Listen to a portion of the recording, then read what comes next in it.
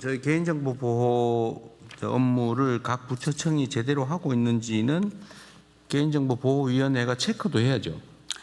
네, 그렇습니다. 협조 요청할 일 하고 끝날 일이 아니고. 네, 맞습니다. 가끔씩 불시 점검도 좀 하세요. 담당자가 있는지 제대로 일하고 있는지. 그렇게 하겠습니다. 당연히 해야 될 일입니다. 네. 네. 특히 앞으로 이게 소위 인공지능 사회로 전환이 되면 데이터 정보가 매우 중요하게 되는데 그 사회 전 재산이라고 할 수 있잖아요. 맞습니다. 그게 예를 들면 악용이 되거나 유출되거나 왜곡되거나 하면 큰일 나니까. 근데 그 중요성을 아직 다들 체감을 잘 못해요. 그런 것 같습니다. 네, 최근에 인식이 많이 높아지긴 했지만 네. 아직은 이제 여러 기업이나 또 기관에서도 그런 아직 인식이 좀 저조한 측면들이 위원장께서 열심히 뛰어다니십시오. 그렇게 하겠습니다. 더 열심히 하겠습니다. 메뚜기처럼 이 부처 저 부처 뛰어다니면서 체크하세요. 네, 대통령 기획처 장관입니다. 관련된 이제 인력 관련해서 지금 말씀이 좀 있으셔가지고요. 네. 제가 살펴봤더니 현재 개인정보 보호 담당 인력이 이제 평균 그 1.9명인데 이 개인정보 보호만 전담하는 인력은 기관당 0.7명입니다. 그러니까 매우 지금 부족한 상황이고요. 더구나 재직 기간을 봤더니 그러니까 1년 미만이 34.2%, 2년 미만이 56.3%니까 대부분이 그냥 잠깐 근무하다 또 이동하는 이런 이제 상황이기 때문에 전문 인력도 좀 부족한 상황입니다. 그래서 오늘 요청이 있어서 기획처도 각 부처가 개인정보 보호를 위한 소요를 좀 충분히 편성해서 요구를 하면 저희도 적극 좀 지원 검토하겠습니다. 그 데이터청도 사실은 여기 관련이 좀 있는데 데이터청 어디? 네, 여기 있습니다.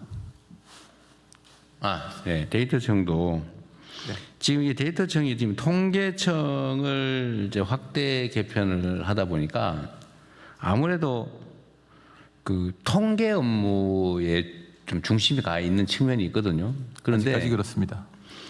데이터처로 만든 이유는 데이터 관리의 비중을 통계보다 더 키우라는 뜻이었거든요. 네. 이름도 그래 바꾸고 저 부처의 위상도 올렸잖아요. 네. 그러면은 그 데이터 관리 이용을 어떻게 할 거냐에 대한 전문성도 확보해야 되고 또 개인정보위원회하고 데이터처는 좀 더 다르니까 집행부서고 그 집행부서가 어떻게 다른 부처와 어떻게 협업할 건지 어떻게 관리할 건지 활용할 건지 등등도 주도해서 네. 물론 여기는 이제 주로 보안보다는 활용에 중점이 가겠지만 그죠? 그렇습니다. 그래서 좀 지금보다는 관심을 좀 더 기울여야 될 것 같고요. 각 부처청의 데이터 개인정보 담당자와 사실은 데이터 담당은 거의 유사한 중복되는 측면이 있는데 네, 현재 그 개인정보 담당하고 그리고 정보보호 담당, 즉 보안 담당이 같이 이렇게 하는 경우도 있고 좀 큰 조직 같은 경우 따로 하는 경우도 있습니다. 근데 데이터 활용은 조금 다른 측면인데. 네, 그러니까. 근데 그게 사실 활용과 보안은 동전의 양면 같은 거잖아요. 근데 각 부처청의 이 전담 인력이라고 하는 게 순환보직으로 잠깐 왔다 가고 잠깐 왔다 가고 이런 실제 일이 안 되거든요. 이 문제를 어떻게 관리할 건지 이 데이터처에서 고민을 좀 하든지 각 부처청이야 사실은 온갖 일 중에 하나라서 그냥 순환보직 하다가 왔다가 그냥 업무 파악하다가 또 다른 업무로 가버리거나 승진해서 나가버리고 이러니까 그거를 어떻게 좀 전문성을 가지고 지속적으로 그 업무를 할 수 있는지를 연구를 좀 해보세요. 데이터처도 하시고 이거는 행안부도 좀. 저희 행안부에서 말씀드리겠습니다. 지금 그 데이터 관리는 각 부처에서 CDO, Chief Data Officer를 각 부처의 차관이 담당. 그 차관의 사실 그게 그냥 일 하나를 더 붙여놓은 거예요. 앞으로 차관의 업무에는 이것도 있다. 이렇게 해놓은 거지 사실은 전담관들 하기 어렵잖아요. 예, 그리고 이제 CPO 같은 경우에는 담당 인력이 부족해서요. 지금 개인정보보호위원회의 요청에 의해서 51개 부처 96명을 보강해달라는 요청이 있었습니다. 그래서 기획예산처하고 인력 협의를 하고 있는 상황입니다. 근데 뭔 일만 생기면 자꾸 인력 증원 해가지고 전담 인력이라고 그렇게 하면 그 끝이 없고요. 기존 조직의 인력을 어떻게 재배치할 건지를 고민을 해야 될 것 같습니다. 예. 네, 어쨌든 이 문제는 대한민국의 최종 데이터 관리 책임자 CDO는 누구예요? 네, 데이터처장입니다. 데이터처장이에요. 네. 근데 데이터처장이 그 장관들보다 직급이 좀 낮다 보니까 말을 못한다는 설이 있던데. 아닙니다. 지금 준비하고 있습니다. 그러면 안 돼요. 업무는 예. 업무지. 네. 제가 잠깐 말씀드리겠습니다. 그 데이터 관리하는 인력을 당연히 그 각 부처마다 그 저희가 배치를 해야 되는데요. 그에 앞서서 각 부처가 소관 데이터를 관리하는 것이 먼저 더 중요합니다. 그렇죠. 근데 그 지금 AI 시대의 데이터는 AI용 데이터로 이전에 있던 행정자료나 정책 자료를 AI용 데이터로 전환시켜서 관리하는 것이 무엇보다 중요하고요.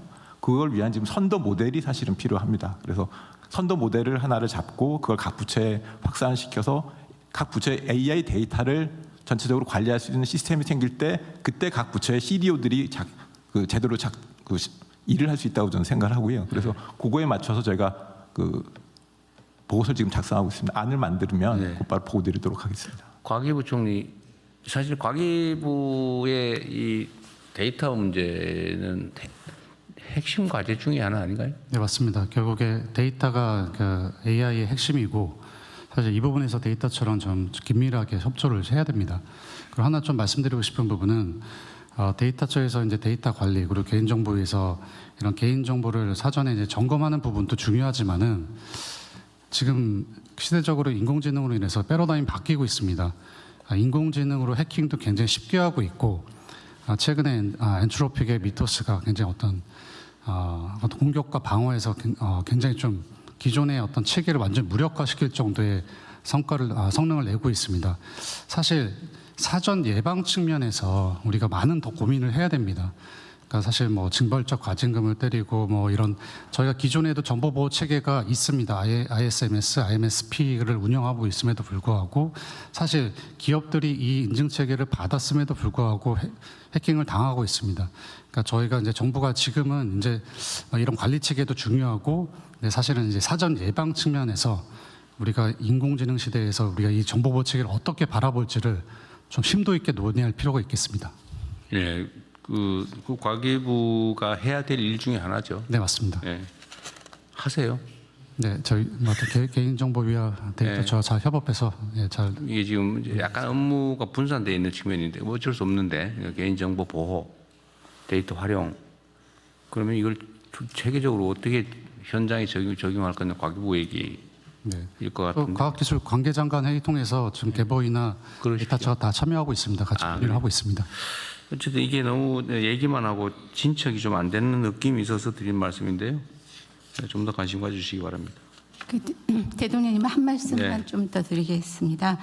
그 개인정보 같은 경우는 이제 유출만이 문제가 아니라 이제 침해라는 부분이 사실 영역이 또 매우 큽니다. 이거는 이제 뭐 동의 없는 수집이라든지 목적의 사용 같은 거라든지 이런 것이 다 관련이 되는데요.